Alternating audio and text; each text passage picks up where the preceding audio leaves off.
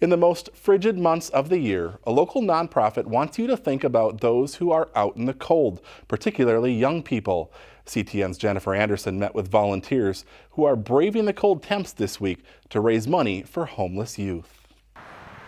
It was like, took my breath away to think that there's actually kids in this kind of weather that don't have a place to go. Becky Kirch is content sitting out in the cold if in some small way it might help one of the thousands of homeless youth in Minnesota. I'm really not suffering at all, but I hope it just brings awareness to what's out there. Becky began volunteering at Hope for Youth 3 years ago.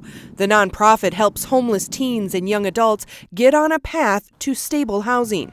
This week, volunteers take 1-hour shifts out in the cold to raise awareness and donations for Hope for Youth programs. At this time of year when we're all thinking about getting together with our families, there's these kids who have nowhere to go.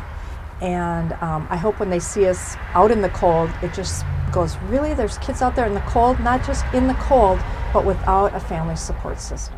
An estimated 6,000 youth are homeless in Minnesota. It's likely even more go unaccounted for. They're struggling. These are youth that have been through a lot of trauma.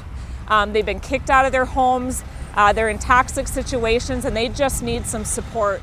Hope for Youth offers housing, food, clothes, and personal care items, and emotional support and guidance. We're going to take them from A to Z. We're going to walk through the entire process with them until we see them housed in stable long-term housing, no matter how long that takes.